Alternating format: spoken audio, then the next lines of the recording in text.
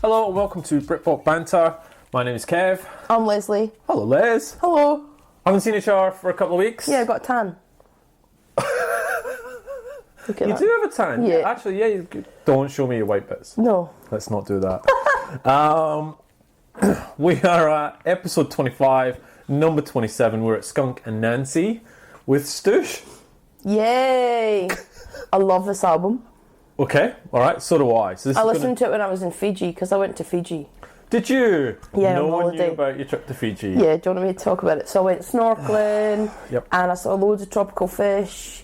I saw a sea snake. They're actually 40 times more venomous than land snakes. Really? Never swam so fast in my life. Went cave swimming. Have you ever seen the film Blue Lagoon? Maybe I'll look that up on IMDb. No, let's not do that. But it was filmed there, and you Okay. had to swim under. You couldn't be claustrophobic; you'd hate it because you got to swim through these wee things to get into the other caves. Uh-huh. Drank cocktails, read books. I did see some of your pictures and I was like, I hate you right now. Yeah, Because you were in Fiji and I was in Hobart, Tasmania, where it was 0.7 on one of the days. It was freezing. yeah. Lovely. You don't like the cold. No, I hate the cold. You're a bit cold now. Well, It's kicked in. I know the aircon's on and it started to blow some hot air, so that's good news. It's freezing in Australia right now, right? Can we both agree on that? Well, no, because it's not freezing. It's just not. We're not prepared. No, we're not at all. Like it's 10 or 11 degrees. That is not No, cold. it's 10 degrees and the sun's out. Exactly. But we don't have heating in our houses. Like you got to put the aircon on like full blast to get heat. Exactly. To be fair, you're sitting in a t-shirt and a little tracksuit top. It's not as if you're rugged up. No, that is true.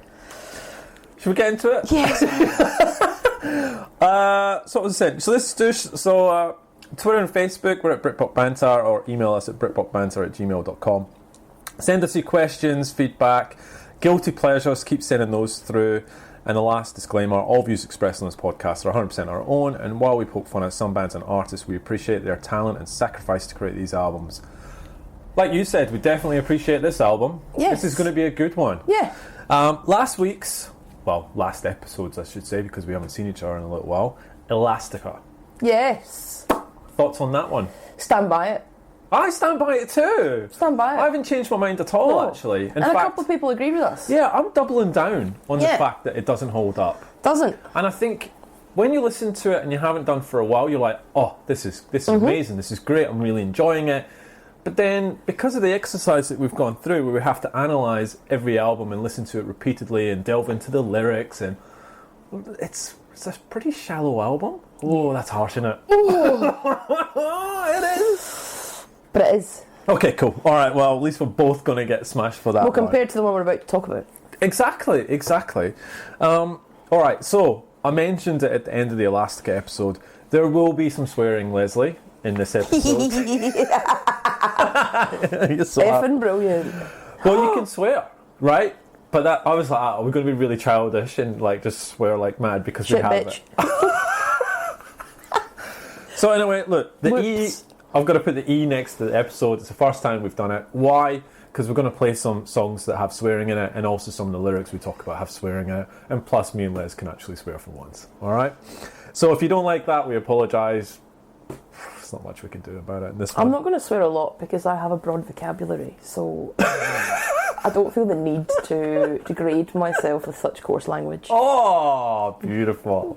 Shit. That's what I was worried about. I was just coming in like a couple of school kids giggling away. Yeah, no, I won't. Right, okay. One little bit of sad news this week around one half of Cassius. Yes. And I've changed the intro a little bit to play some Cassius. So Philippe Serbaneschi, known as Philip Zidar, apparently he fell from a balcony. Yeah, and it was an accident. I know, it's terrible. And they've actually got a new album just dropped on Friday. Oh, no way. Yeah, they literally brand Did you new. listen to it? I have listened to it a couple of times. And It's all right. It's okay.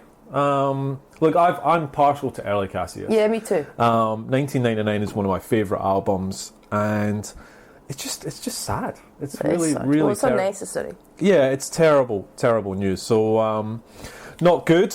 What did you think of the Gene episode? Because that's the one Elastica, I think, went okay. Gene went crazy. Were you surprised by how much traction the Gene episode got? Well, a little bit, because I didn't think it would be more popular than... Well, fastest downloaded episode ever. Makes me think, shows you how underrated they are. Exactly. Because there's lots of... And it's also traditional Britpop, right? Yeah. So people are, like, really interested to hear that. Yeah. I am surprised it went that... But it's a great album, though. It's a great album, and I think maybe it's because Gene don't get the publicity that they should get, that when something comes up around Gene, people come to. So I think it's sitting at like number 6 or 7 in the most downloaded episodes ever, which is crazy because it only just came out, a week and a half ago. Yeah. Wow. So I really, really enjoyed doing that. Did you watch Noel Gallagher? Did you have a watch of that? No. What? Why not? Been on holiday. Oh, you've not watched it since you got back? So if you want to look, I posted him live at the Isle of Wight festival, the whole actual concert. It was really good. It was really enjoyable. Oh. It was lovely. I got a bit teary at a couple of songs. Oh dear. He did Wonderwall as well, actually, which was nice. He had a couple of shouts out, like the "Stop Crying Your Heart Out" song. He did a tribute to Leeds fans because they didn't get promoted, which was lovely. I don't think Black Star Dancing translates live. It wasn't, the how big the bass is on Black Star Dancing. Bong. It doesn't come through on the live version, so it didn't really work for me. He started to lose his voice a couple of songs, but overall it was really enjoyable. So go out and watch it if you haven't. On that note, we've got Shockwave that's come out. Obviously, you've had the Noel with the Black Star Dancing. How do you feel now about them being? And I think you need to watch this concert. But how do you feel about them being separate right now? Don't like it. Why? Do you not think you're getting the best of both worlds at the moment? You're getting good music from both sides? No, I don't think you are. Really? You don't think you're getting the best of each other? Well, no. I guess it's because, I don't know, like... Are you getting a bit sentimental about what, you don't want... Do you want another Oasis album? 25 years, though, from Definitely Maybe, and I just keep holding on to the hope that they've got 12 months to get their... Act together. It's not going to happen.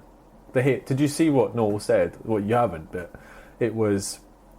Would you rather see Man U win the quadruple, or see Liam Gallagher pack out Wembley? And he goes, I'd rather shit in my own mouth, or eat my own shit, or something like that. Like a brutal.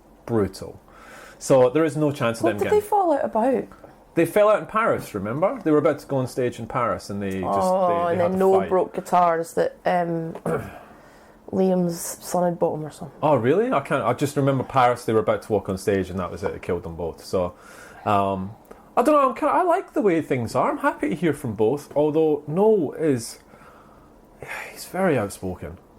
Like, the stuff that he says. I love it. Bring it on. He had a pop at vegans, and one of his band members is a vegan. What did he say about vegans? What's the point? Don't even. Like, you just had this massive rant. I'm with Noel. Can't wait. Don't even. Alright, well listen, we'll get to hear in the next, 6 months or so, a new album from Liam and Noel, so we'll get to review them again. I just hope this album's better than his last.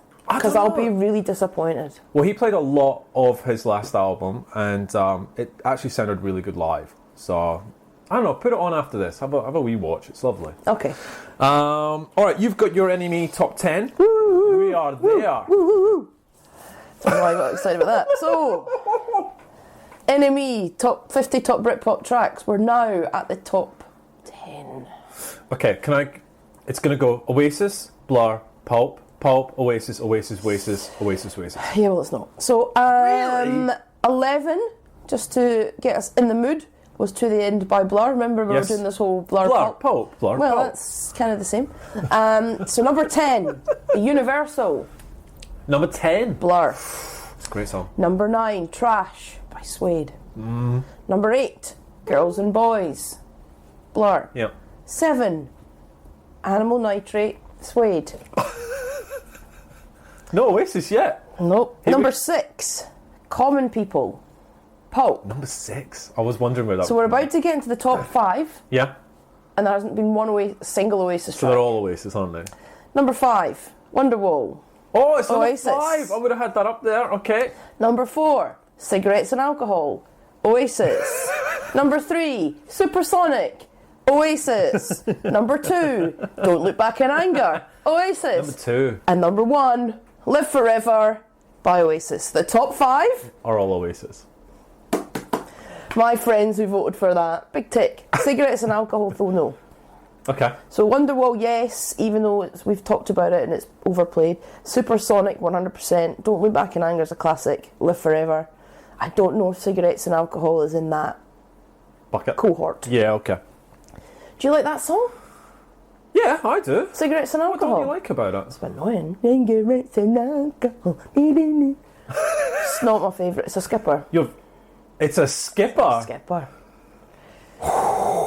Well, controversial. That is controversial. Hey, I really enjoyed that breakdown. Thank you. You're I've welcome. been thinking because we haven't seen each other for 2 weeks. I'm like, What did the you hell? think was going to be number 1? I thought it was Wonderwall. To be fair, Yeah, everyone loves Wonderwall. It's They do.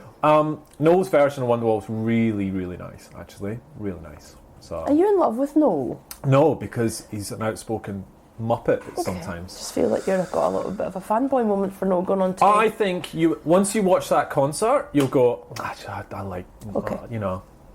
I don't think there's much point in them getting back together and doing the 25th anniversary tour. Don't think so. You wouldn't go and see that? You wouldn't go and see Oasis play Definitely Maybe? Where are we going to go see it? Right? It's not going to be, there's no, the Opera House would be the iconic venue, but it's not big enough for them. Well, Noel Gallagher and U2 are playing at the SCG. Yeah, I saw that. If he does a solo one, I'm all in. Did you get tickets? Nah. Why not? You said you were going to go. Well, no. So, because I thought about it, if it was, and I realised if it was U2 doing a concert, as in, All the stuff. and I listened to Joshua Tree, good album, I don't know if I want to hear it. Really? Like, I don't know if I want to pay It was over a lot. $200. It was a lot. And I know will come on, and he'll only be on for about an hour, because he'll only be the support. Not even, I wouldn't say. So then, and Joshua Tree's a great album. Streets Have No Name, With or Without You, and they're all great, but there's a lot of not great songs on Joshua Tree too. Okay.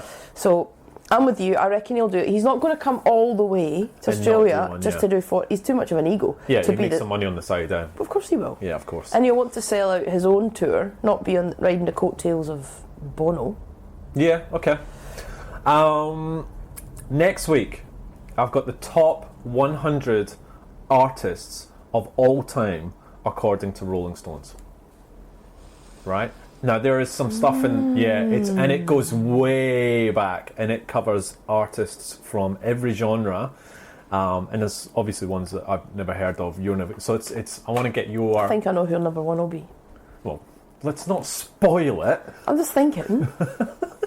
So we'll cover that next week, Okay. and I'll get your thoughts. We charted in Ecuador. Boop, boop, Oh my boop, God. boop. No? Who's listening in Ecuador? I tell you Really? exactly who's listening. It's funny. I got a bloke called Tim is listening to Ecuador, so I don't know how the Spotify charts is working, but I posted that we charted in Ecuador, and Tim's like, I'm on my honeymoon, and I'm in Ecuador, and I'm listening, and I'm like, so that's one person listening in Thanks, Ecuador. Tim. We got to number 8. Thanks, Tim. And congrats on you getting married and going on your honeymoon. I hope you had a lovely time. Did you see his story about Radiohead, by the way? It might have been while you were away. No. All right, let me read a bit of it. It's got some swearies in it, just a heads up. So he emailed us because I talked about the time that I had on Radiohead. And Oh, yeah. At Glastonbury in '97, I worked backstage serving meals to bands and crews. How good's that? First of all, what a job. I worked in WH Smith. You worked at the Leisure Pool. Yeah. He's working at Glastonbury. Anyways, met a shed load of Britpop types through this, including Terrorvision, but that's another story. I want that story, because we both argue about Terrorvision all the time. It sounds glam, we did get in free and camped backstage next door to Matt Priest of Dodgy one year, but I used to have to work 4 hours on, 4 hours off between 7 and 11, so not ideal. Anyway, in 97, me and a mate finished a shift about 10 past 11 on the Pyramid, where Radiohead, post the Bends, but pre-OK Computer. Their set was already 25 minutes in, having started at 10:45. Meanwhile, over on the other stage, Cooler Shaker were about to kick off, due to start at 11:20. Yep. Gross. We chose Cooler Shaker. Of course, What? Of course, I regretted this decision after an hour, and that regret grew and grew over the years as I never got to see Radiohead. I tried to get tickets a couple of times and failed. Then in the summer of 2016, somebody offered me 2 tickets to Radiohead at the Camden Roundhouse, £75 each. Okay. So my girlfriend, now wife, he's on the honeymoon with, wasn't massively keen, but as I couldn't risk missing out again, I declared it date night. That's the best thing, is when your partner doesn't want to do something and you make it a date night, you get away with it. It's brilliant. So he stumped up 150 quid. 19 years after a poor decision, I finally had the chance to make amends. Fuck me. Not a single song off the Bends, not a single song off OK Computer. A set comprised of entirely new and more recent experimental material for the whole night. Almost as though they were taking the piss, and I'll look at what you could have won. They closed with Karma Police, so 1 song. By that time I was so deflated I didn't give a shit. The disappointment almost physically hurt, as did the thought of each of those £150. Needless to say, I hate Radiohead these days. Oh. It is annoying when bands do that. We've talked about this, right? So annoying. And Radiohead are... I told you, like, So you go far see up the road, Radiohead, they play half their... When I saw them, played half the rocky stuff, which was great. And then they went straight into the weird stuff where people just don't know how to move or dance or sing. It's very unusual. Anyway, if you have any stories... Do you know what that's called, though? What's that? I mean, that's karma. Karma Police, because anyone who chooses Cooler Shaker over anyone deserves to have the musical gods cry on them, and that's what's happened to him. So you sound like a lovely bloke, mate, but that early decision has screwed you for the rest of your life. So no sympathy from you. None, and that's why they played Karma Police at the end. They knew you were there. Pick Cooler Shaker, did you, pal? Bang. Oh, I've missed this. I've missed you. Alright, well, safe travels, Tim, for the rest. We will see where else he's travelling through South America, so we'll have to see where else we chat. But do you have a story around a concert, meeting someone famous, whatever? Email us. We'd love to hear awesome. it. That was so much fun. Homework. We've had a couple of weeks to go through some homework, haven't we, eh? Some good, some bad. Okay, let's talk about... Well, these were your choices. Talk to me about these. Brilliant. Ones. Okay, so they were the T Street Band with the album Frequency, and She Drew the Gun. So let's... We haven't talked about this either. No, we haven't, and I'm interested. I thought you would ping me at once, just going, what's your thoughts? What do you think? So we'll start with the T Street Band. Yes, please. Okay, so... Who are they? Scousers. They are. Yeah. Both Scousers So, this they week. are. So they're from Liverpool, 4 members. Yep. Dominic, Nicholas, Lee and Timo. Oh. Timo. Okay. They actually used to be in a band called the Maybes. Okay, and I now don't know they've those. formed as the T Street Band. Okay. I'll kick off. I think it's a fun album. Fun album. Fun. Great loops, makes you want to dance. Probably quite- not what I expected, a bit more dancey than indie. It's very dancey, yeah. But I think it's a mixture. It's not fully dancey, No. but it's got an indie slant to it. Good tracks for me, Giving It Back, Yep. Only Love, Yep. Feel It, Yep. Marseille Blues, Hearts Collide. Yep. I'm not a fan of BFYH. Don't like that. I like that. Nah. But that's the only one.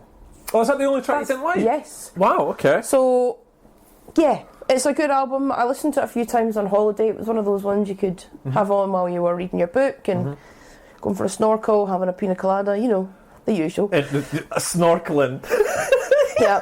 I enjoyed it. I gave it a 7.5 out of 10. Well done. Alright, so just quickly, so the album is Frequency.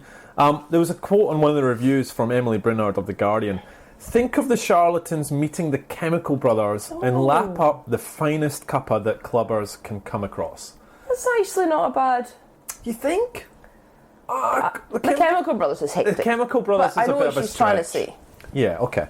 A review, 8 out of 10 by God and the TV. Frequency could be their move from Liverpool's best kept secret to players in the national indie scene, and I, for one, hope that this is a step into the limelight for the band. Same as you, loved the intro, giving it back. You didn't mention, and I hope I'm saying, Sacra Core? That was okay. Loved it. Only Love, great. I didn't really dislike any song on the album. Hearts Collide, I thought I would connect with the lyrics a bit more, but I somehow didn't really. That's probably for me the track that I don't really get into. But overall, I really enjoyed this album, and say thanks, Les. thank you. I did say thank you. I tweeted this week saying thank you. You did. I did. I said thank you for it. But me, 7.5 out of 10. Same. Well done. Boom. We're not going to agree on the next one. Really? Nah. So She Drew the Gun, Who are they? Revolution of Mind. So formed by Louisa Roach, again from Liverpool. Yep.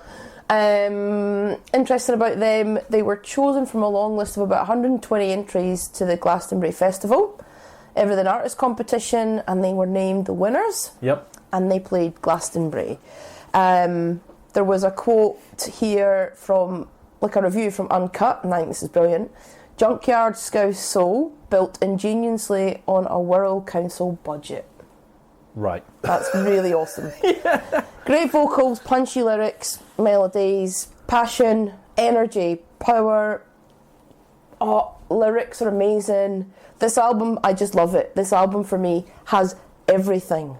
Like, great tracks, Resistor, Arm Yourself, Between Stars, that's the one where she speaks a lot. Wolf and Bird is a gorgeous song. Wolf and Bird, I agree, is a gorgeous song.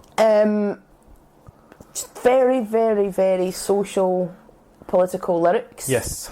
Especially on Resistor. So one of them that I always like, all the underdogs, black sheep, fighters of powers that be, in tenement high rises, freedom fighters, the outsiders. Oh.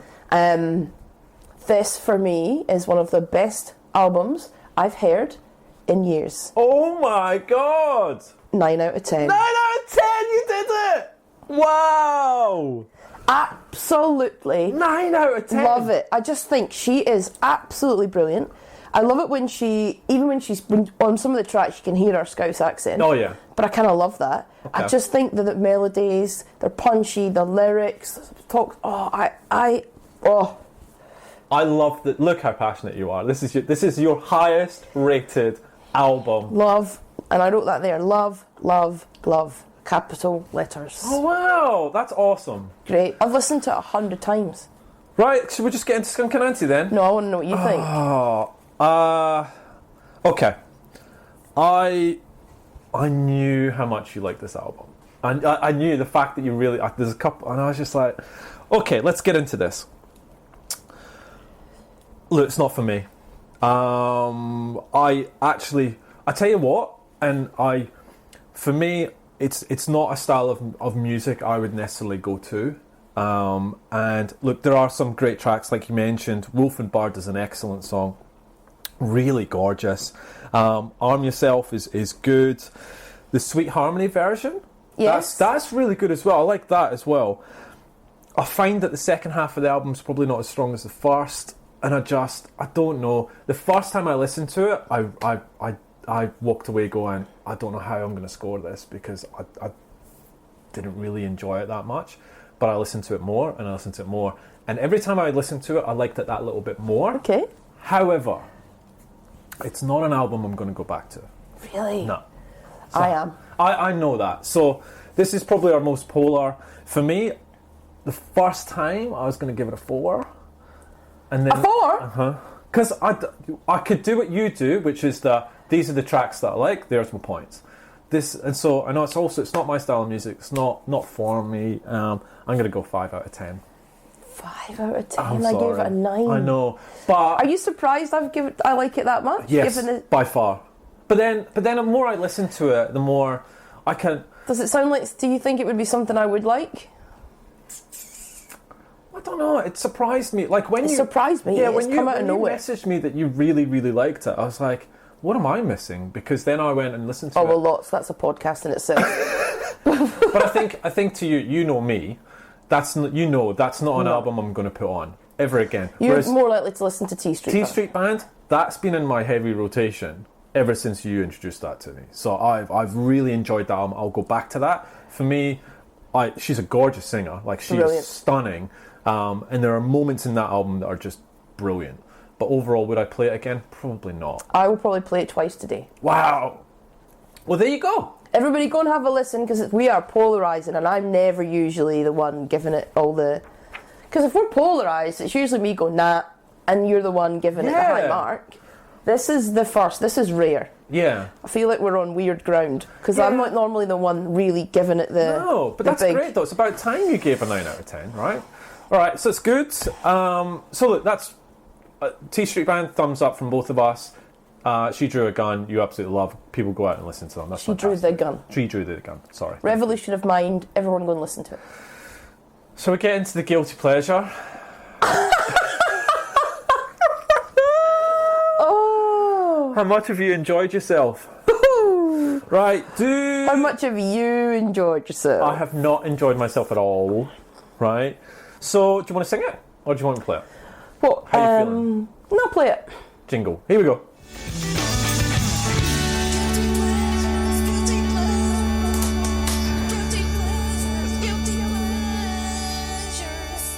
I thought you meant Mariah Carey. No, I thought you don't- wanted me to sing No, that. well, you are absolutely going to sing Mariah Carey. But here's my thoughts on the album Daydream. One, I hate you for doing that because you knew I would hate it. But I've got to be honest, Mariah Carey can definitely sing, Yeah. right? I hear her on the singles and I'm like, immediate skip, turn off, whatever, move on. You made me force me to listen to this album. She has a great voice. It's more R&B than I ever thought the album would be. There's a dancey number on there, which I quite liked. So overall, look, fantasy. You can't. Sweet, sweet fantasy, baby. When I close my eyes, you come and you take me on and on and on, so deep in my daydream. Oh. So Guess what? I didn't listen to it. You didn't listen to it? Didn't have to. You just know the whole album. So I looked at it and thought, he has to. I don't. So Fantasy's okay. Open Arms, okay. The Daydream Interlude, which is the dancey one, is okay. The rest, the Boys to Men one, What a song. that made parts of me crawl back inside of me. It was super cringy. It was just... And then they do this, like, talking voiceover. You're looking down from me from heaven. That's... Come on. One sweet day. It's horrible. Look, it's 100% terrible for me. 1.5 out of 10. I'd give it a 4. Oh, I thought you would have given it more than that. 4 or 5. It's not great. No. But to me, it's like probably the one that's the truest sense of the guilty pleasures. Oh, yeah, by far. I had it. You've nailed it. I bought it. Yep. But I didn't buy it. I got it for Your a Christmas present. Yeah. But I had it and I did listen to it and I do know the songs. And there is part of me, I never listen to it now. But when you skip through the songs, I remember why not. But there are, I think, is it Sweetheart? That's quite a... What? Is it Sweetheart? I can't remember. I It's didn't like a write wee down. R&B number. Yeah, I mean, she's talented. She's got a great... I mean, she's off her head. Oh, she's mental. She's absolutely mental. I read like the top 25 crazy things about Mariah Carey, and I'm like, yeah, that figures. James Packer, what were you thinking, mate? But anyway. She got a good divorce out of that, didn't she? Yeah, well. Yeah. All right, so 1.5 out of 10. Are you ready for yours? Not really. So you're going to get me back now. Yeah, I got you back. Oh. We've talked about this. We talked about your first CD album. We're going into my first CD single. Oh. Remember, I had 2. Tribal Dance. And we've already done it. What was that again? We did 2 Unlimited, but the next one. Yeah, but what is the other one? Rock My Heart. Wow. Who is it? Hadaway. It's Hadaway. Oh, does he have an album? Whole album He has a whole album. of Hadaway? But can I tell you now, I've listened to it, and you know those albums that get released and they're like remixes? You know, like it's like the track. Do you regret this? Then yes. Am I going to hate you? No, I think we'll have a good laugh about it. Okay. Alright, so next week's Hadaway. It's just called Hadaway, the album, just so you know. I'll have a look for that. Is it on Spotify? It is. All right. There is a glaring mistake in that album, though. You just have to spot it. All right, Britpop One Liners. Cue the jingle. Britpop One Liners. It's a bit of jungle. No. That'll be funny. And it's you to ask me. Woo. Woo. And then Mariah Carey. No. One word. Yeah. And you can swear on this episode. Oh, we can? Yeah, Good you point, I can. forgot. Okay, let me have a wee look. I will give you Boo Radley's.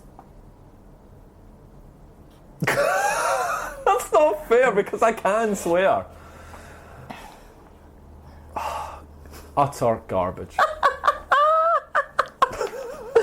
I love the fact we agree on that. They're absolutely rubbish. Who was it that sent me a tweet saying that would be That's Adrian. yeah, that would be punishment Bless his little heart. for He keeps Mariah trying Carey. Yeah.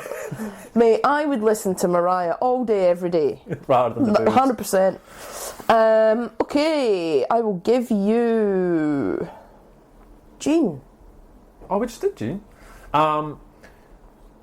Hugely underrated band. Deserves more credit. And I will give you We are one-liners now, aren't we? Brilliant. Cooler Shaker. Wish I was allowed this one today, but I can swear. Cannot wait till we talk about Kula Shaka. We better not be. We might be. I would have given that a 1. Kula Shaker, I don't understand why you don't like them. Govinda Jaya. That's why. It's not that. It's the whole. It's just awful. The whole album? I don't like it. Okay, alright. I really like that album. Alright, shall we get into Skunk and Anansie? Yes. Alright, so this week, number 27, Stoosh. Woohoo. The album cover is skin front and centre with the band all behind. Bit Sleeper Bloke, if you want to go that way. Album name? There's a couple of different meanings around the name. I don't know if you found anything about that, but Stoosh could mean smart, wealthy, or snobbish. For example, the Stoosh journalist in attendance failed to understand the ghetto humour, is what it is in the Urban Dictionary. Oh.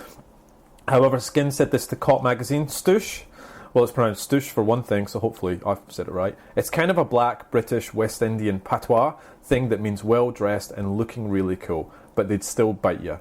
Actually, we named it after our manager. So it could be 3 different things. I don't know. Released on 20th of May, 1996. This is their second album after Paranoid and Sunburn in 95. Les, what do you think of that album?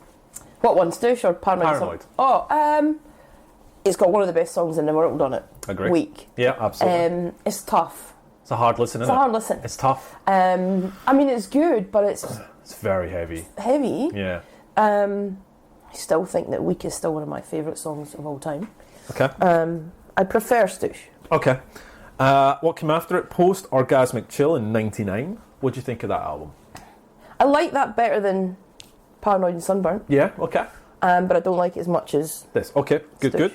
The label was One Little Indian in Epic. The producer, Garth Richardson, he's a Canadian. He's son of Jack Richardson, who's also a famous producer. Garth has worked with Alice Cooper, Biffy Clyro, Rise Against, and Ugly Kid Joe. Did you listen to Biffy Clyro? Remember I told you? They're massive. Like, Yeah. I saw, they were at the Isle of Wight. They headlined one of the nights, and I was just like, they are a huge band. Yeah. So, no, I haven't. I really do need to put some time aside for that. Yeah. And I need to find that. Remember that I said that they do that cover of... Oh, no, I listened to that. What was the song? Rihanna, Umbrella. How good is it? That was good. I good. did listen to that. I'm going to post that. I'm going to find it. Okay. It's 46 minutes long. It's 11 songs. It got to number 9. It was 69 weeks in the top 100. Oh, wow. Are you ready for the charts? Yeah. It's been a while since we've done this. I'm trying to think. So what year is this? 97? This is 96, 20th of May. 96. Okay. Okay. Number 10, Crowded House, The Best Of. I had that. I loved that. Did you? Loved it. Everywhere you go, you always take the weather with you. Everywhere you go. Okay. Number 9, Stoosh by Skunk and Anansie. Number 8, one of your favourites, Older by George Michael. Love George Michael. We were getting older. You love this guy. Number 7, Natural by Peter Andre. I've got nothing. You have posters on your wall of them. No, I didn't. And that, like, 12-pack he had. Number 6, Travelling Without Moving, Jamiroquai. Great album. Number 5, Jagged Little Pill by Alanis Morissette, because... She swears! Number 4, K by Kula Shaker. Number 3, The Score by the Fugees. Oh, loved that album. Mm-hmm. Ready or not, here I come, you can't hide. Gonna find you and make you want me. Number 2. I play my enemies like a game of chess.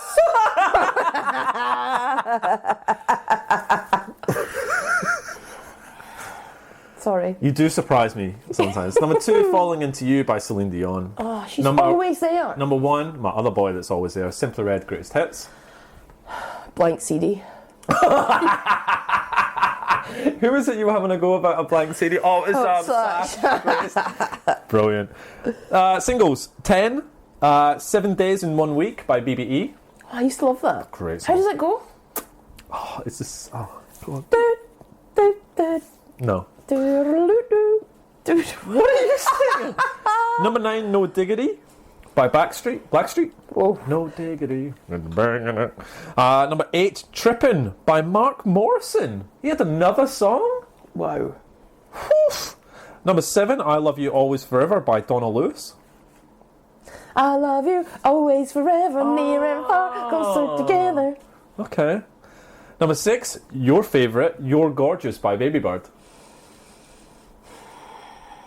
Skip. Number 5, Rotterdam by Beautiful South. Skip. Not skipping this. This is actually one of your favourites. Setting Sun by the Chemical Brothers. Oh, great song. Okay. How would I sing that? Yeah, okay. Yeah. Okay. Because it's not, isn't it? Yeah. Yeah. Number 3, It's All Coming Back to Me Now by Celine Dion.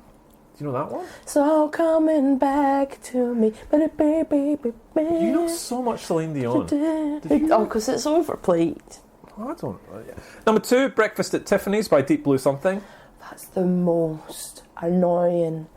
And I said, what about breakfast at Tiffany's? And she said, think that. It's like a converse. Shut up. You right? I hate it. Apparently. So overplayed, so annoying. I haven't heard that. One of the most annoying songs of the 90s. Okay. We should do our own list of that. Oh, the most annoying songs of the 90s. That's in the top 5. Okay, number 1, Boyzone, Words. It's only words. That's a nice song, actually. Yeah, but it's a copy. They copied everything. Oh, is it the Bee Gees? Yeah. Yeah, okay. Oh. Was that number 1? Yeah. That was grim. Grim. Alright. Let's get into Skunk and Anansie. So formed in 94, they are Skin, Richard Cass Lewis, Martin Ace Kent, and Robbie France, who would later be replaced by Mark Richardson. The name Anansie comes from a folktale from Ghana, apparently, meaning spider. They then added skunk to make it sound nastier. Should we talk about if these guys are Britpop, Brit rock, clip pop? What's your take on that? My take is they're not Britpop. No, I don't think so. They're definitely not. Brit rock sounds a bit lame. Yeah. They don't. We've kind of shoehorned them in here. We should horn them in because of the chart. Because we're looking at indie, Britpop, alt. Yes. They would fall in that. Absolutely. So, but I'm glad we're talking about them because it's. I don't think we would have done this if someone. I don't think we would have done this without them in here. No. Like not being able to talk. I about wouldn't have Skunk felt and Anansie. right. Yeah, because they mean a lot to me and you. Yeah. They didn't think they were Britpop.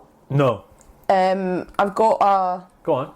bit of a quote here from Skin's thoughts on Britpop. Skin's real name's Deborah Ann Dwyer. I know. I saw. Doesn't strike me as a Deborah Ann Dwyer. She's just. No. Can we talk about just very briefly? She is awesome. Oh, she's an absolute hero. I mean, she's absolutely brilliant, and I have tons of stuff to talk about her today because I loved researching her. Okay. Loved it because we think very similarly about a lot of things. She's very political, so She's very outspoken, which is great. So that's great, and I agree with pretty much 99.9% of things that she says. Wow. So and what a front woman. Oh, amazing. And talented. She can sing, she can write. What a voice. Great front person. I want to see them live. But anyway, Yes. so Britpop. Go on. So she said, and honestly, if we hear this quote one more time, we were anti-Britpop. This was in Dazed magazine. She did an interview. Okay. We didn't like it. It made things really difficult for us because we weren't like that. There was no diversity in that scene. It was literally just 4 white boys playing guitars. Magazines like the NME used to make scenes up, but we were real and overlooked. Then when Britpop started to die, we exploded because we were the alternative. Oh, alt. See? Oh, nice. So then we started doing really well in America. We identified with Smashing Pumpkins, Rage Against the Machine, Marilyn Manson, all those bands loved us. Thoughts on those bands being of a similar ilk? Smashing Pumpkins, I don't know about them. No. Who was Marilyn Manson? Yeah, Rage Against the Machine. Rage Against the Machine, I get. Yeah. I get that. Marilyn, maybe. Marilyn, you need to listen to Marilyn. I need to make you listen to Marilyn Yeah, I know. Manson. I'm still not sure on that. If I give you the album to listen to, I think you'd be very surprised by Marilyn Manson. Okay. But yeah, okay. I you know what? This is what I find quite hard. I think Skunk and Anansie very much had their own sound, and maybe they've taken pockets from everyone. But there's definitely, to me, there's no band like them or sounds like them. No, because what would you say? Because it's rock, but it's not rock that you'd think about like Metallica. No. And then No, it's no. not punk. And then they have because you these- don't think it's punk. No. And then it's not. It's kind of a mixture of a lot of things. But they have a lot of their sensitive songs as well, which Yes. in an interview I sort of watched yesterday. They only have apparently one actual love song. All the slower, softer, more gentle songs, they're all about heartbreak. Oh, they're and brutal as well. angst Some of them are. Yeah, really. And we'll get cutting. into that in the tracks of this album. It's funny you mention what style of music they are, because when you look at them on Spotify, it gives you similar artists. Yes. Let me read out the list to you, right? Yeah, that's interesting. Yeah, okay. So I don't think Spotify has a clue. Garbage, Moloko, Moloko? yep. No way. PJ Harvey, Yes. The Gossip, I get The Gossip, okay? Faith No More, Lamb, and Koshin. Lamb. Is it just because it's female singers? I don't know. Because Lamb and Koshin have got female singers. Yeah, I understand that, but I just don't think... It's not Lamb, it's not Koshin. So Spotify's algorithm is just, I don't know. No, Lamb and Koshin, no. Faith No More, maybe. Maybe. Garbage and Gossip. Garbage I get. Yeah, Garbage okay. is a bit more poppy than this. Yeah. But same thing, strong front women. Yes. And what would you call Garbage? Because they're kind of punky, rocky, poppy. They're Yeah. more pop Yeah. than these guys. Skunk and Anansie are not an accessible band. So I don't think the average... This is their most accessible album. Agree. Obviously the track Weak. Yeah. Everyone knows that. I think Yeah. if you say Skunk and Anansie, that's the song that comes in your Yeah, head. okay. But if you think about... If you were to ask the average person who probably even does like music, Yeah. name me 5 Skunk and Anansie tracks. Oh, they'd struggle. See? Yep. Whereas if you ask somebody to name you 5 Garbage tracks, they could name them and sing them. Yeah, that's true. That's So- a good point.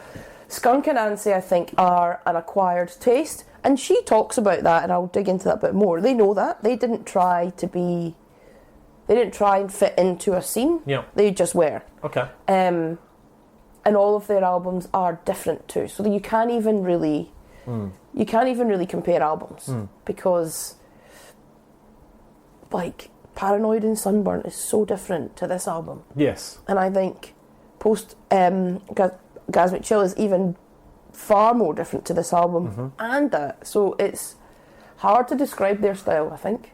Okay. What else have you got? Have you got anything on Skin growing up? Tons. Go for it. So growing up, she was, actually I found this few interviews, she's very open, that's another thing about her, right? I So love the fact that she doesn't try and hide anything, but she doesn't try and dramatise it either, she's just pretty upfront. So she said she was quite shy when she grew up. She grew up in a religious family. Her mother was really quite religious. She always trying to find herself, trying to conform. She talks about, obviously she's come out as bisexual, but previous to that she said she had an abusive boyfriend, and at that point she realised that if she didn't come out of this timid, shy phase, she was going to be a housewife with 15 kids. And then she realised, she then later realised that she wasn't the girl next door, and she never was going to be. She's not. There was something weird about me, a lot of sexuality, because I wasn't the normal black girl going to church with the long perm. I tried to look like that, but I wasn't like that on the inside. Once I became okay with that, my confidence really grew in myself and my performance on stage. And I'm glad that she did. She's been in a civil partnership. Okay. So she entered into a civil partnership with Christiana Wiley. She's the daughter of an American billionaire called Sam Wiley. Like, this guy's one of those like philanthropist tycoons. He's worth billions. Really? Yep, they got together. They were together for about 4 years. They split in 2015. Okay. And Christiana's actually remarried to Elon Musk's little brother, Kimball. Kimball? And he wears like cowboy hats. Like, if you can't even think about the spectrum of people from skin to this fella. So, Christiana, you need to figure out what your type is, love, because you're all over the show. She talks, she's not been, it doesn't seem to be that she's in a relationship since. She sings a lot about things in her songs, a lot about heartbreak. I think she's experienced quite a bit of heartache, and I think that relationship was one of them. So the whole political thing, she gets asked a lot of questions around, what was it like being a black female singer, and she talks a lot about that, and she gets quite angry about it. She talks a lot about institutionalised racism in terms of the UK. She got asked about, I don't know if you know about this, but she got asked about the Windrush scandal. No. So the Windrush scandal in the UK was in 2018. So basically it was a Tory scandal. So the Windrush generation happened in 1948. There was like a ship called the HMT Windrush. Right. Where 802 immigrants came from West Indies and Jamaica. Okay. The UK, we were actually asking for people to come over. This was like 1948, so post-war, try and build up the economy. So you've got basically advertised for like Jamaican and West Indies immigrants to come and settle here, which they did, and that's where Skin's grandparents came, then obviously her parents. The Windrush scandal, though, was just last year, where any immigrants who arrived before 1973 who didn't have papers to prove the right to remain in the UK, which would be loads of them, because this is 1948 and they came on, like, they just arrived on a boat, they tried to deport them. Really? So these are like families entrenched in the UK. They've been paying taxes since the 50s. Living a life, law-abiding, paying taxes, and don't have the necessary paperwork, and try to deport them. That's incredible. So she really talked about that a lot. She said it felt like a stab in the back and a stab in the heart at the same time. She said, I feel betrayed because that's my mum. They begged us to come here, and then they turn around and were like, you're not supposed to be here, and we'll send you back.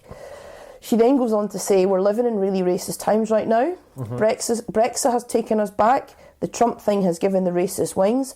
It's given the wrong people power. They're like saying, it's our time now, we can do what we want, and we can get all the blacks kicked out. Wow. So she talks a lot about that. I remember that scandal, and then obviously thinking about it now. It actually resulted in the resignation of the Home Secretary, Amber Rudd. Covered it up. Pretend didn't happen. Really? Yeah, we're talking like grannies. That's terrible. It's disgusting. Okay. So they got to stay? Yes, they did. Well, some got back, and then they tried to bring them back again, and but it's what they put these people through. Yeah, I can imagine. I just think your entire life is here. and then someone makes the decision Yeah, you've and got you've to been go. living there. So that you're probably in your third generation now. Do you know what I mean? Like, you arrived here, you probably had kids, your kids have had kids. They've all worked, they've all paid tax. And then, oh no, you can't be here now. Yeah. What? Yeah, I know. Purely because you weren't born here, or the colour you skin. It's disgusting. So, yeah, so she talks a lot about that. In terms of music, so she gets a lot of the clit rock, clit pop thing. So I love that term. I think it's brilliant. She, in an interview again with Today's Magazine, she said that she was doing an interview and they asked her about Britpop. So she said, so what do you think of Britpop? And she said, oh, we're not Britpop, we're clit pop. And the whole thing went crazy. Yeah. So she said clit pop, but there is the genre clit rock. Okay. There's a festival out there called Clit Rock as well. Which I think is hilarious. And if anyone was going to front that, it should be her, because she's a legend. They should headline that festival for sure. 100%. Skunk and Anansie have been described as clit rock. It's defined as an amalgam of heavy metal and feminist rage. Oh, okay. Heavy metal, though. No, you see, so there's just too many weird things. Okay. A real shift. She was on the judging panel for the Italian version of X Factor. Apparently they're massive in Italy. Absolutely mentally huge. Does she speak huge. Italian? I don't understand. I need to find a clip. But apparently they if you look at their album and single success, Italy, they always chart.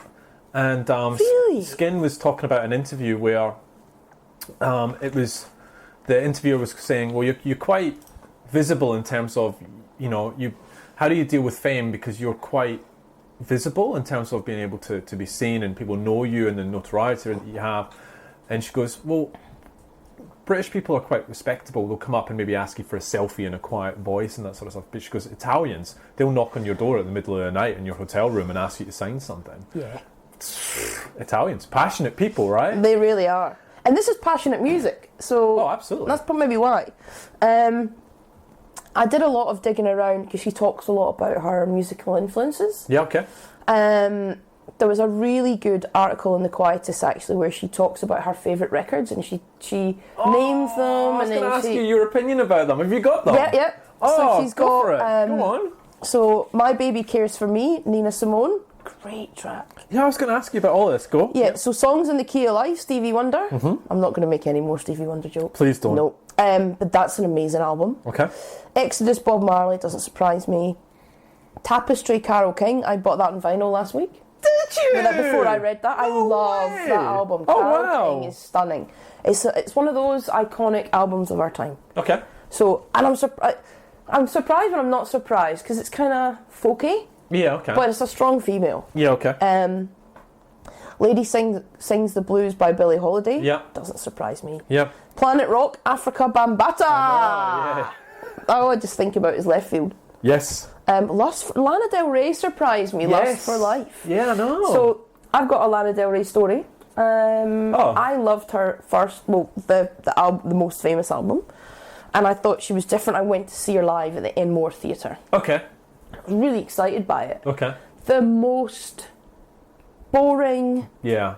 crap concert because of the lack of effort. So when it's like she sang all the songs, she sang well. There was nothing really wrong with it, but it was just I could have just put the CD on. Like Lifeless just came, and I know she plays that sort of cool, laid back character. Okay. But didn't even how they go, Sydney, how you going, anything like nothing. Yeah. So it's just like sang a song, finished, sang a song, finished, sang a song, finished, did the whole album, didn't do an encore, end of concert. Wow. So that was a bit sad. Yep. This one though, when I read this, I think I fell in love with Skin even a little bit more. Walking Wounded, Everything But the Girl. Thank you. It's amazing, yes. Were you surprised by that? No, because I think as you go through some of the Skunk and Anansie albums, you sort of get a little bit of that electronic sound coming through on some of them, and it's very much, That's an amazing album. Yeah. Okay. Amazing Grace, Aretha Franklin, doesn't surprise me. Yep. Ben Howard, Every Kingdom. I know, I saw love that album. That surprises me. She said she would have maybe swapped that out for Jeff Buckley Grace. Ooh. There's an asterisk next to it, I think, and she goes, maybe I should have swapped that one out for Jeff Buckley, but she'll leave Ben Howard in there. And then Back to Black, Amy Winehouse. I know. Great album. I know. Great. That gives me a real insight. There's no albums there that I would be... Well, I mean, I've never listened to that Lana Del Rey album, but I'm going to now because Kevin said so. Ah, okay. So that's what I'm going to do. Okay. So musical influences, I think none of those surprised me at all. Okay. Any in there that you surprised at? There's nothing that rocky, is there? It's probably... I look at that list and I go, there's nothing that, pushes that boundary. That's true. The Marilyn Mansons, the Rage Against the Machines, there's nothing in there. But, I don't know. I mean, small thing. Yeah. All right. So, you mentioned her real name is Debbie. She's 52. Is she? She looks amazing. She looks amazing. Yeah, you're absolutely 52. right. She's heavily inspired by Blondie and an appearance on Top of the Pops, which is very cool. I saw Blondie live in the Domain. Did you? Yeah, it was, what festival was it? Home Bake? One year. Home Bake's an Australian festival, wouldn't be that, would it? Yeah. Oh, okay. Wow. It was in the Domain. Blondie. And she was like 105. But she gave she gave a great show. Like great songs. Okay, cool. Did you see her granddad ran a sort of unlicensed club called a Shebeen? It's called 13. And Skin said, my granddad had a Shebeen because young black guys couldn't get into clubs and they wanted to listen to reggae and drink rum. So my granddad had probably one of the most famous ones. He's got pictures of Cassius Clay before he was Muhammad Ali, Bob Marley and Pete Tosh. They used to come to Brixton, and if you came to Brixton, you would come to my granddad's club. Yeah. That's cool. She talks a lot about Brixton. So she grew up in Brixton through 2 riots. Yeah, the Brixton riots. yeah. So she's had a pretty gritty life. Yes. And pretty gritty upbringing. And it comes across in her... She talks a lot about Trump. Yep. I just think... I know that we're talking about the whole band in the album, but I just think she's amazing. Well, let's coming across, I know. Let's get... Yeah, you're fangirling. It's not the Skin episode, I'm sorry. So let's get more into the band then. So Ace apparently was a DJ at a club in King's Cross called Splash Club. And Skin, when she was interviewed, said that all the members of the band were in different sort of bands, but they were the best of those bands. And the Splash Club was where they all sort of came together. So he debuted the band there in March 1994, and the band actually booked a more official second gig there a month later on April the 5th. April the 5th was a big day because that was the night they got their record deal. But also it was the same day that Kurt Cobain died. Oh, was it? Yeah, so imagine that landmark moment being in your history. So they quickly broke through with the success of Little Baby Swastika. It wasn't actually a single. They won a competition on Radio 1 to have it released. Selling Jesus was their first... Selling Jesus again. Was their first... I like that song. Yeah. It was their first official single. It got played really heavily on Radio 1, and it gave them the moniker of Kerrang's hottest new band. Kerrang loves Skunk Anansie. Yes. Big supporters of them. And I'll talk about Kerrang a little bit later on. So Paranoid and Sunburnt came out in 95. What did you give this as a rating? Do you remember? Paranoid and Sunburnt? Yeah. What do you think you gave it? 6 or a 7? You gave it a 6? Yeah. I gave it a 7. Because, it's just weak. Not the album. Easy. I go back to listen to that album and I do find it quite heavy for me, and I find this album a lot more accessible. It got to number 8 in 95. It was recorded by metal producer Sylvia Massey, who'd worked with Slayer, Tool, Babes in Toyland and Luscious Jackson. So no wonder. Luscious Jackson. No wonder it was rocky. I loved a single of theirs. Okay. In my naked eye, the pouring rain falling down on me. Yeah. Wow, okay. Don't know where that came. Made you shimmy there. All right, so Selling Jesus went to number 46. I Can Dream went to 41, and Charity went to number 40. Weak then went into the top 20 at number 20. So Charity was re-released again, and it went into number 20 again. I love this album, not as much as Stoosh. Like I said, it's pretty heavy at sometimes, but some of the songs on there is excellent. Rise Up is a good song off that album as well. Robbie France leaves, the drummer. He joined a band called Alphaville. Then he wrote, produced and hosted a radio show. Sadly, Robbie passed away in 2012 due to a ruptured aorta. Do you know what an aorta is? Yeah, it's a valve in your heart. It's the biggest valve in the biggest artery in the human body. I did not know that. So he was replaced by Mark Richardson. Did you go to school? That was biology, right? Yeah. No, wasn't good at biology. He was replaced by Mark Richardson, who they met at a Kerrang. So how this happened, right, is Mark walked over to Skin and said, "Your drummer's shit. I'm better than him." Now, they'd been having some issues with Robbie. Unfortunately, Skin said himself he was quite a big drinker. And so Mark came in, killed it, had the passion, and that was it. That was how he got the gig. Jeez. She really appreciated the fact that he had just had the balls of the gusto to walk up to her and say, "Your drummer's shit, pick me instead." Brilliant. So after Stoosh was released, they did a bunch of tours and festivals. In 1998, they played for Nelson Mandela, the Gift to the Nation 80th birthday show, and sang Happy Birthday hymn with Nina Simone, Stevie Wonder, and Michael Jackson. I mean, how amazing is that? It's amazing. So in the Kerrang interview I posted, she was not very nice about Michael Jackson. And we love the fact that Skin speaks her mind. She was asked about Michael Jackson. She did not hold back. What did she say? I can't repeat it. I'll read it. In April of 1999, they headlined the last day of Glastonbury. They toured Denmark, and they released the third album, Post-Orgasmic Chill, was released, which they switched to Virgin Records for.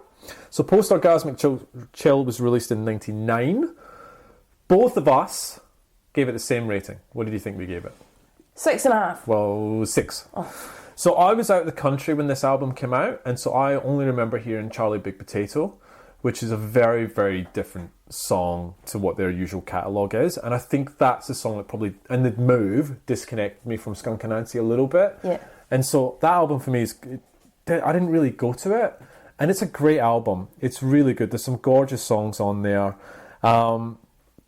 First 2 tracks are really heavy. The rest of the album's fantastic. In 1999, 4 million albums, headlined Glastonbury, did the Nelson Mandela piece, and then in 2000, Skin did a duet with Pavarotti in the presence of the Dalai Lama. Gee whiz. Crazy, right? In 2000, one thing I want to mention is Maxime of The Prodigy did a solo album. Yes. Right? Oh, what's the track again? It's amazing. Okay. You remember? Oh no, I love it. So the album is called Hell's Kitchen. What's the track called?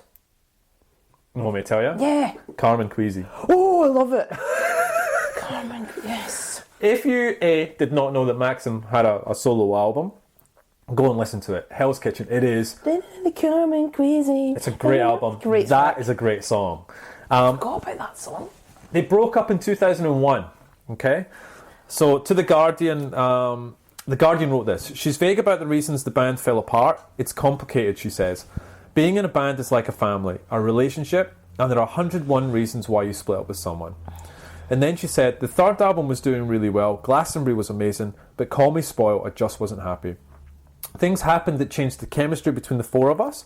It's not like it was horrible and nasty, it happened gradually, but because we leaned so much on the chemistry together live, it changed the dynamic of the whole band. It just wasn't exciting anymore, it just wasn't fun. So they broke up at this point, right? Mm-hmm. Skin did a solo album called Flesh Wounds, and then Fake Chemical State, which are not on Spotify. No. Which is really sad, because I would have loved to listen to those. Ace did a solo album with guest singers. So he had Sky from Orchiba, Lemmy, and Saffron from Republica. He then joined a band called Inner Mantra, then went into teaching music, which I'll talk to a little bit later on. Richardson went on to become the drummer for Feeder, and Cass worked on the Gary Moore album, Scars, as well as working with Skin on the solo stuff. Okay. The record label said they wanted to do a best of, so the band got talking all again and actually recorded new stuff for it and got back in the studio. Skin was interviewed with Beautiful Humans, and she was asked about longevity of the band. She said, we love each other, even if we bitch or moan about each other sometimes, we care for each other and we really are good friends. From the beginning, we've always had great chemistry in music, and that has never changed. That's something she talks to about. Yeah, the band genuinely love each other. So Smashes and Trashes came out in 2009. It went to number 74. So then they started making music together as a band again. Wonderlustra, 2010, went to number 58. Did you listen to this? No. It's gorgeous. Is it? Gorgeous. It's really, really underratedly gorgeous. Black Traffic was 2012, got to number 42. Get this, NME gave it a 5 out of 5. What? I know.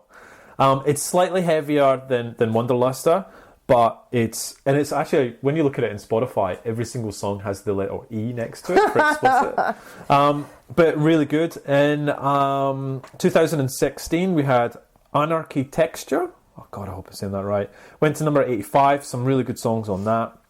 And then this year, we got 25 Live at 25. So 25 years of Skunk and Anansie. It's a live album, and they sound amazing live. Yeah, they do. I posted a live video of them this week. Amazingly talented band together. They sound great, and Skin's vocals are outstanding. Like there's no special effects or anything used. They're just fantastic. In 2019, literally last week, they got inducted into the Kerrang Hall of Fame. Woohoo! It is, and I posted the interview. It's about an hour long. It's just. Skin is fantastic. It's just awesome. Yeah, she's a legend. So Skin to Vice in 2019, you guys have always been moving forward, continuously changing, which you didn't see a lot with the 90s groups who do revival tours and whatnot. Skin said this, everybody has a chance to do whatever the fuck they want to do. So I wouldn't say it's cheesy really, that's a little bit disrespectful, but that's not what I want to do with my band. If we did a tour without any new songs, I'd be really bored, because it'd just be so easy. To just not push yourself and keep doing the same thing and earning a living, like going to the office and sitting down at a computer. You get into a band because you don't want to do that, because you want to travel the world and do something that inspires people and do something that really makes people feel something. It's true, right? Mm-hmm. So I don't think we'll ever get a 20th or 25th anniversary of their albums. No. Because they'll just keep bringing out new work. And in the Kerrang interview, he tries to get over. They've got a new album coming very soon, which is, I can't wait to sit down and review that with you. Absolutely. So that'll be good. Wonder if they'll come here. Yes, I would hope so. They're doing this massive UK tour at the moment, and they're big in Europe, so hopefully, I think they have got a big enough following to make it out here. There's been a lot of different labels given to your sexuality over the years. How do you identify? So a really personal question here. It moves. Sexuality really moves. At one point, I was very bisexual. One minute I was with a guy, the other minute I was with a girl. Now I feel much more lesbian because I've been in a relationship with a woman for 2 years. So this must have been about the same time, right?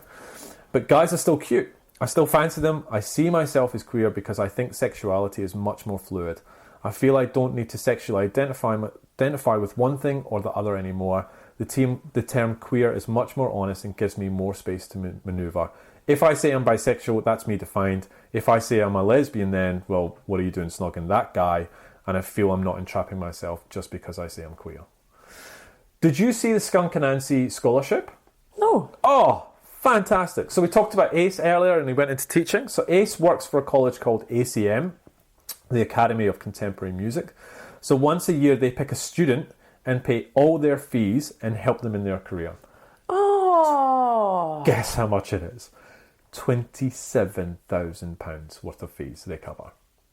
That's insane. Oh, good on them. So they've done 2, and literally, I think when I was researching this a couple of weeks ago, they were looking for their 3rd student and there's an application process, like, so everyone's listening, you want to do it, go online, Google it, you have to fill out a couple of forms and then submit some stuff, and how incredible is that? That's awesome. One more thing, and then we'll get into the sort of singles. While touring internationally, have you ever experienced any outright racism? Oh gosh, all the time. The worst of it was in Australia. No surprise. When we toured with the Sex Pistols, because they toured with the Sex Pistols because they had all that swastika stuff back in the day that was causing aggro. But people would be Zeke healing, and then they would be saying, "Get off the stage, you black blah blah blah." I would stage dive, and every day the head of security, a black guy, used to come up and say, "Skin, please don't go over to that part of the crowd. That's where the white nationalists of Australia are." Pockets of fascists were at those gigs and they never did anything to curb it. So these people didn't feel that they couldn't go. In America, surprised me, it's more normalised. It's crazy, right? So it calls out Australia for racism. Don't get me started. I know, it's another podcast by itself, because this country sometimes It's pretty racist. yeah. Oh no, I totally agree. All right, should we get into the singles? I would love to. Okay, cool. Do you have anything because else? no, I just can't wait to talk about the songs. All right, okay. So All I Want was the first single. Went to... All I want. I'm going to sing them all, okay? So FYI. No, that's nice. Okay. Number 14, 28th of September 96. Skunk and Anansie's videos are pretty awesome, actually. The band play in a silver room. They're being watched on by a bunch of suits and army folks. Like, they totally rock out and explosions start happening. It's awesome. It's directed by a guy called Stephen Norrington, and I don't know if it's the same guy, but Stephen, if you Google his name, directed 2 of my favourite B-grade movies, of which I guarantee you've never seen them. No. One is Blade. You ever seen Blade? No. Wesley Snipes? He's a vampire hunter. No. Okay. I'm going to look it up. No, okay. And then number 2, The League of Extraordinary Gentlemen. Have you ever seen that? And the reason why I sort of go, really? Because it's got Sean Connery in it. Does it? Yeah. Sean Connery. All right, number 26, Twisted Everything Hearts. Oh, 7.1, Blade. You should watch. It's not your type of movie. Right. I'll tell you right now. So, Twisted Everything Hearts. Singing it? Every day it hurts a little more, and every day it hurts a little more, and I'll do anything, yes I do anything to belong, to be strong, to so there's nothing wrong, every day hurts. Jesus. That's really good, though. Yeah. Your face went from tan to bright red. Oh god, that was exciting. So, released on the 30th of November 96, directed by Anton Beebe. The band are playing in a desert while chained, and ends with Skin pressing a button, only to reveal that the desert. Desert. Why can't I say whiz. that? The desert was in fact a dream, and the band are actually asleep with cables coming out. Very Matrix related. It was inspired by the film Total Recall. Yeah, because I've seen that. You haven't, have you? No. Have you never? What's your favourite Arnold Schwarzenegger movie?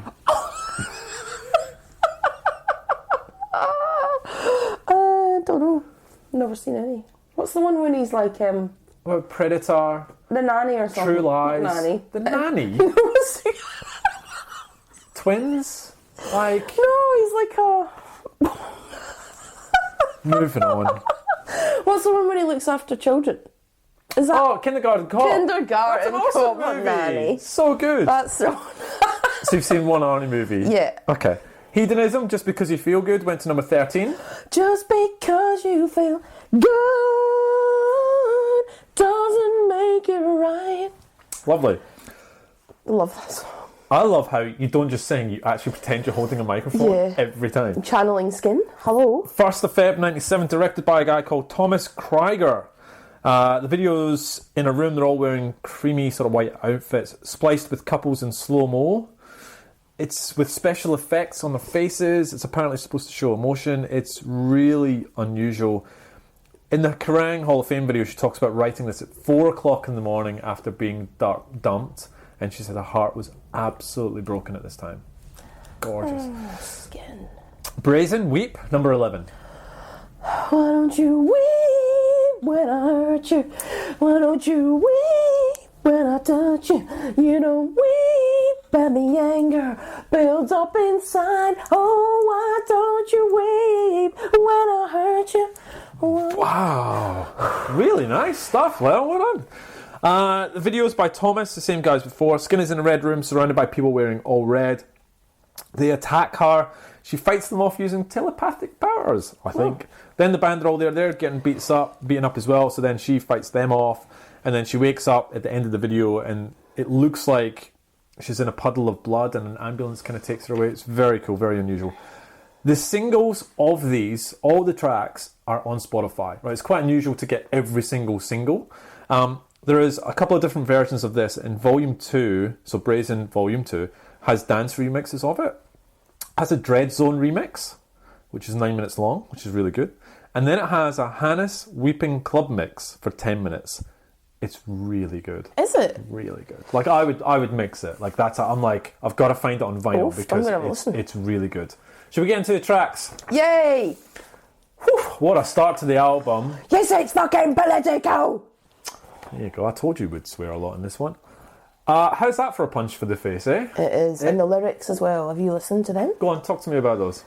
The wild ones like to hide, as the dirty priest confides, in the love of baby, whores political, negative are all your views, so you can prop up your fake cool, a puppet all the same. Yeah. Political. Whoa! Skin said this about the track. What does annoy me is people who say bands should be apolitical and that music and politics don't work. Our reaction to that is that we write songs how we want to write them, and how dare some fucking fat-arsed, fucking liberal, bloated, middle-class journalists tell us what we should write about. Love you. Love me? Oh. No, Skin. No. I mean, you're fine, but... So the drums at the minute mark are just phenomenal. The build-up is excellent, and the guitar... hectic. It's a really bang start to the album. And the thing is, right, because we'll talk about all the tracks. If you didn't really know Skunk and Anansie, or if you didn't know this album, sorry, and you put the album in, and that's track number 1, that has the potential to alienate people, right? Yeah, make or break, right? And you might not even get, because once, and we'll talk about them all, but once you start getting into the middle of the album, yeah, it's a very different album. 100% agree with you. So it's very risky to have that. Yeah, up front. Yeah, up front. Yeah. Because it's not a true reflection of what that album's about. Yeah. And then look at how many disclaimers have we had put in this episode just so we can talk about this song, really. Like, you're absolutely right. It is full on. I love this song. It's a belter. I was riding my motorbike here. That is the first song, and you just want to throttle it. It was great. So we're going to play Yes, It's Fucking Political. Here we go. Yes, it's fucking political. Everything's political.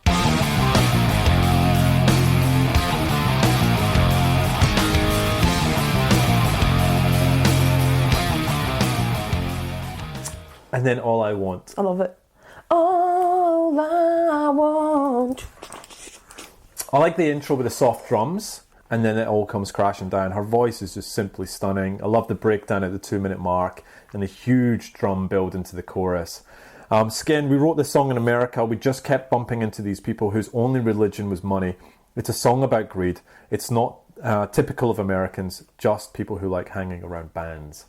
I absolutely want to play this. Yep. Although we've heard you sing it a few times now. But here we go. All I Want.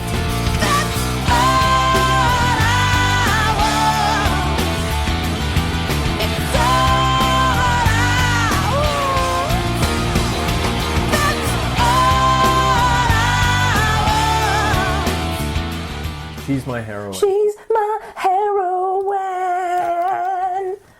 She's mine. When they come to Australia, we need to hammer their doors down to interview them. Absolute belter. She said there's quite a few melancholic songs on this album, like this one. This is a song about how some things that you think are really good for you can also really fuck you up. I discovered this with someone I used to go out with. Oh. There's some weird little riffs at the last minute of the song, funky, unusual. This album has a lot of bridges in this song, in this album, which are really, really good. I want to play this as well. Yeah. Okay. I feel like we're going to play the whole thing. Pretty much. She's my heroine. I mean, pretty much you're going to look for a weak song and there's not that much, right? She's my heroine. She's my heroine.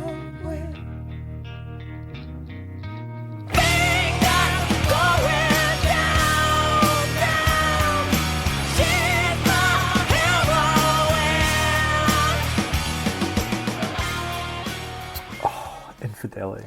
Oh my Only God. you. I'm crying, sorry. Don't cry. I'm a little bit. Really nice. The strings are lovely. You, only you can be the one. Oh. The strings were arranged by Michael McKeegan, who works with Therapy. He also plays cello and he's fantastic. This is just gorgeous, gorgeous stuff. Can I just talk a little bit personally about this album? So I was, maybe 16, 17? And I remember going through We were 16. my first wee breakup and this album, because the next 4 songs, and they still remind me of it. I actually remember sitting at my desk in my bedroom, looking out the window, having a wee broken heart, and trying to do my homework, and thinking, and just listening to those songs, and they're so lovely. So I feel like she talks a lot about that, and I feel like she helped me through that. Just being a wee, nice. because everything seems huge when you're that age. Like, you'll never get over it. Like, that's the world. I'm not leaving my bedroom. Yeah, that is true. And now you think about it and go, that's utterly ridiculous. What were you doing? But so this album has a very, very, very strong personal connection from, and when I think about who I was then to who I am now, like, it's just strange. Like, it's weird when, and I know we do it with all the albums, we've grown up with them. I've literally grown up with this album. Yeah, because it's got you through some emotional times. Well, yeah, which really weren't that emotional when we actually, if we're all honest, I was like a little clown being like, but it's, I don't know, I just listened to that album again and those tracks and it sort of kicks up some of those memories. Oh, that's lovely. Were you doing your homework though? I'll rephrase that. So I was sat at my desk looking out the window with a wee broken arm. There was books in front of me, but... Alright, did we play that song? We're playing it. No, right? we're playing it. Alright, okay, here we go. We don't care.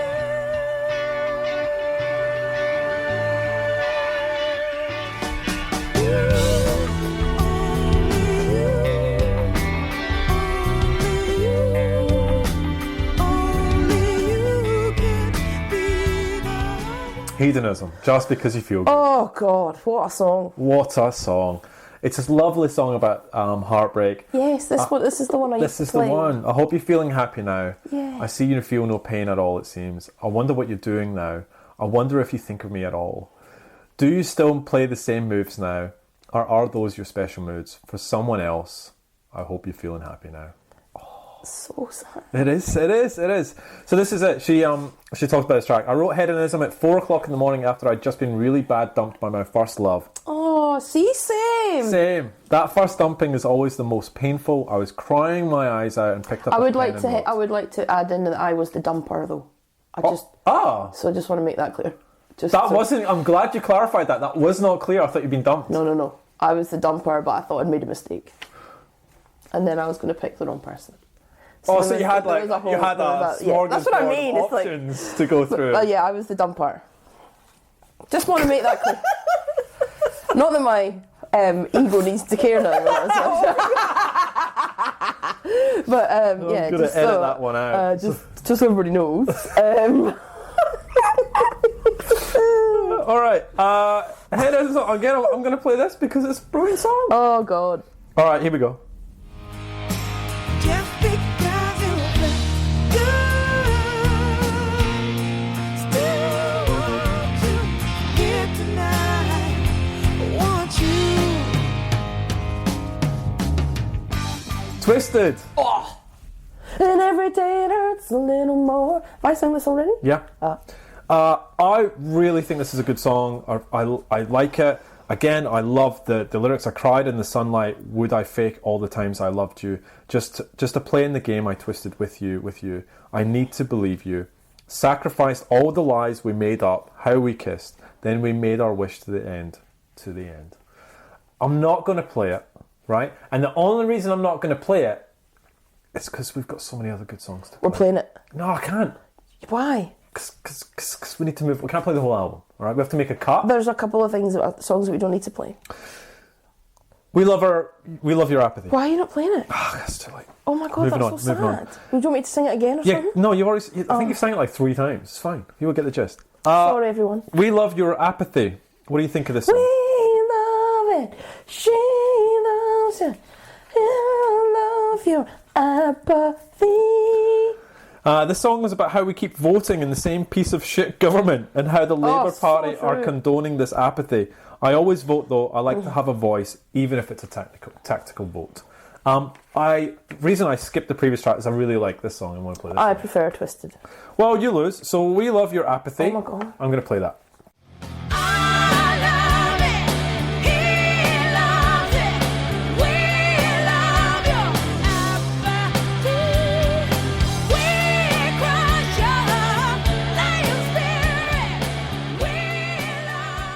Weep, brazen.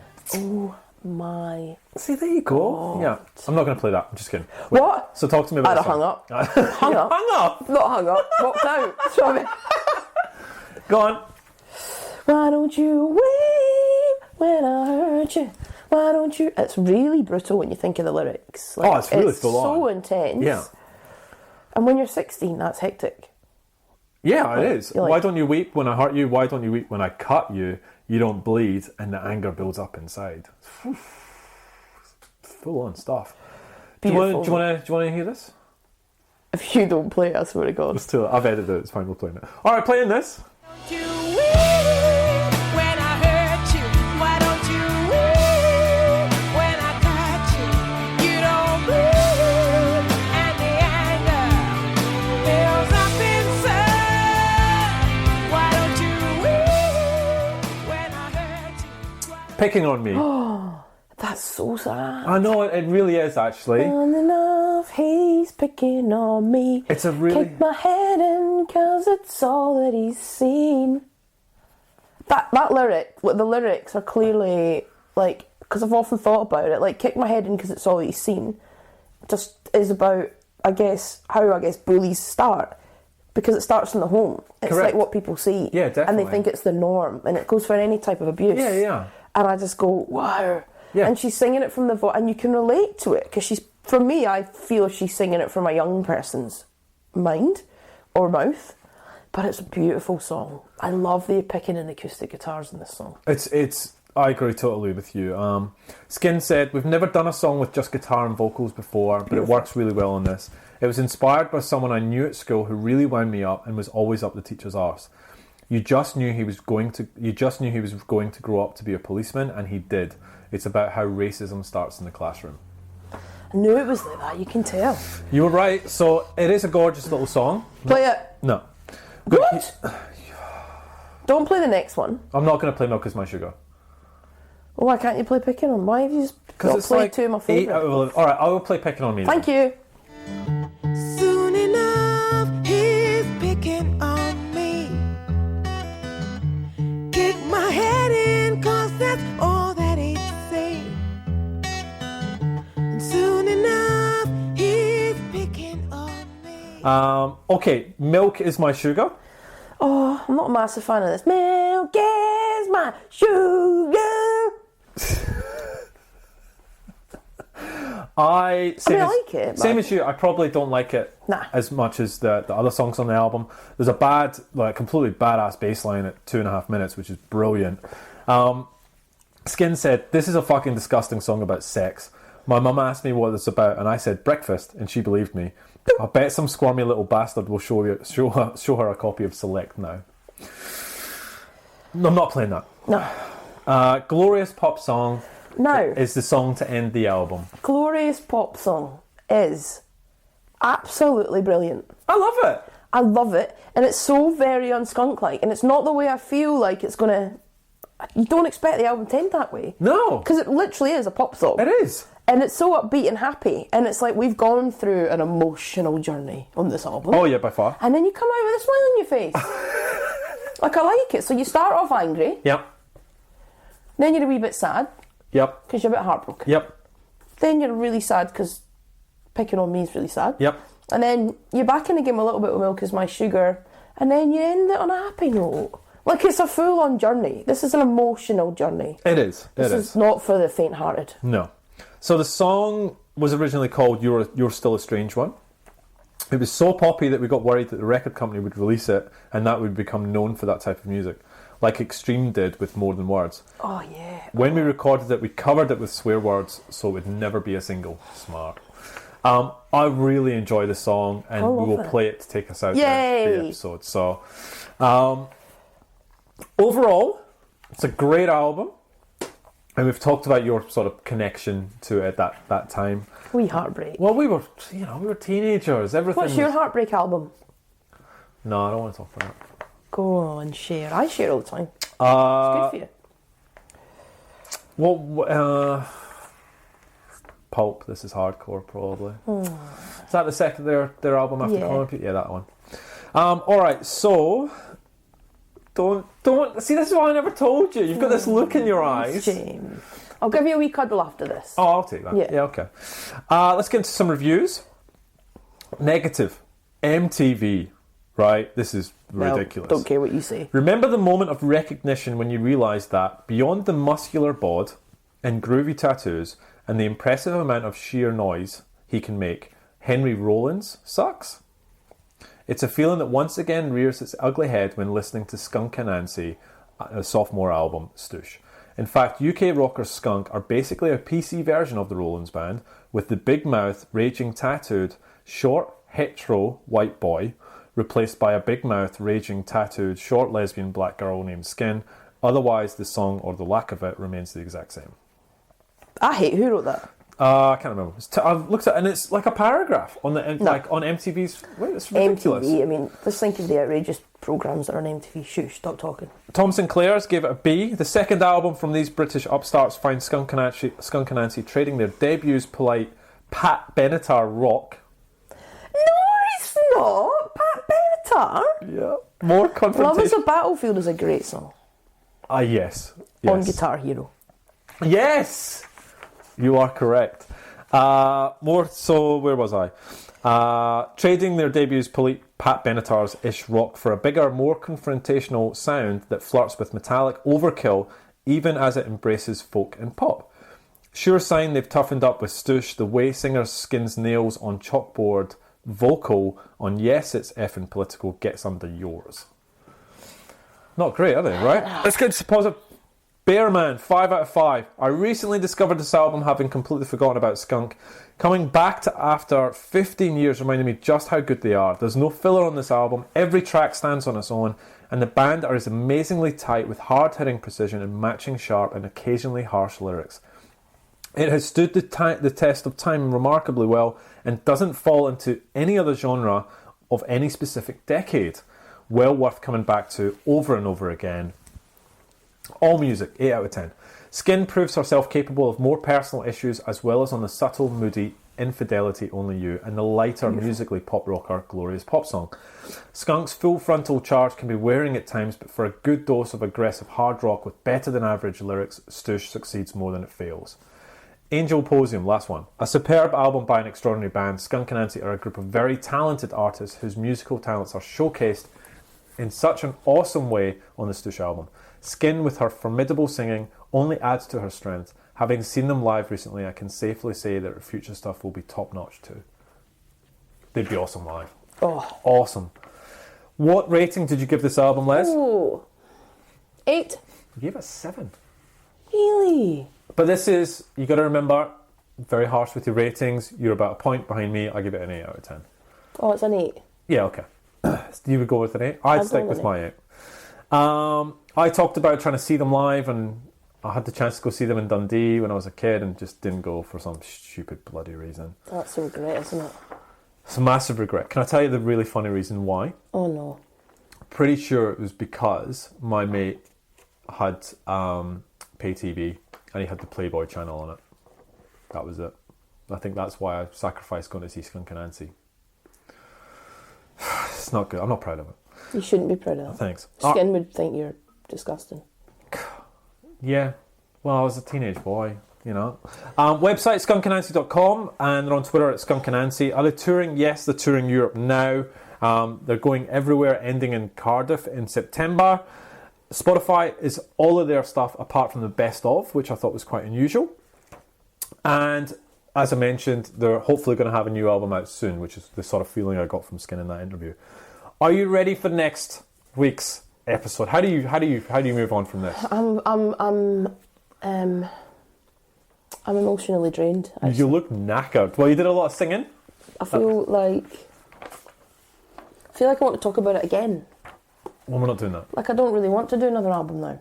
We'll just call it quits. Just like, pack it up. No, I think that I just hope the next one. Okay. I don't want to be deflated. I don't want it to be. You're not. Like, if it was something like Cooler Shaker next, I don't know what I'd do. But seriously though, because I feel like quite. I don't know. I really, really enjoyed talking about this album. Like, okay. I've actually really had a great time. Oh, good. I'm glad. How do next you feel? week, I don't know, it flew by. And I really wanted to do this episode, like, I really wanted to do it justice, like, so I don't know, I need to re-listen to this to see if I have. Like, I think we have, right? Justice, boom. I feel like there may be a lot of people who listen to us who might not know this album, because it doesn't fall into that traditional Britpop. Good point. I do feel now that anyone who hasn't listened to this album, listens to this episode, will want to go and listen to the album. I do feel we've been passionate about it. Yeah, that's a good point. I think we've covered a lot. Good I think point. we've talked about Skin a lot. I think we've covered the band, the tracks. Yeah.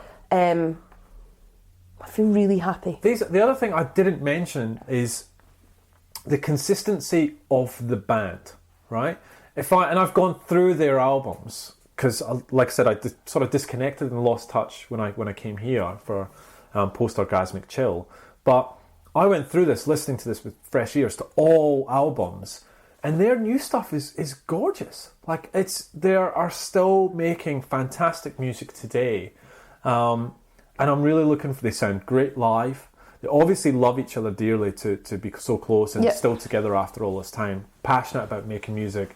Skin's a dead set legend. Mm-hmm. You know, they're a great band, and it's great to see them still together and making great music. So next week is one of your albums, Lesley.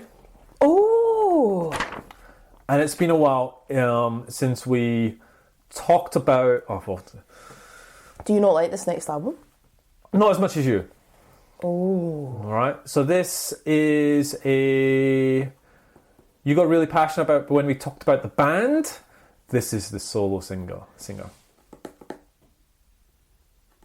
Ian Brown. Yeah! Okay, which album? Well, for it to be up there, because you don't like Unfinished Monkey Business, must be Golden Greats. It's Golden Great. Because you do like that. I do like that. I do like, not as much as you. And this is the album that you finally got me to go... Woohoo! Yeah, that got me a little bit... Dolphins were monkeys!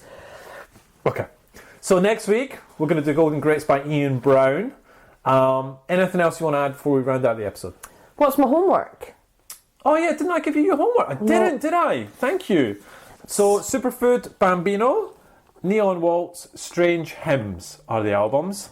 Strange. Two very different bands. So I'll be curious to know what you... Well, very much like this week, right? We had a sort of T Street band, a bit electric, versus She Drew The Gun. Oh, great. Lovely. All right, so we're at Britpop Banter on Facebook and Twitter, or email us, and we'll see you next week for Ian Brown. Bye! Bye!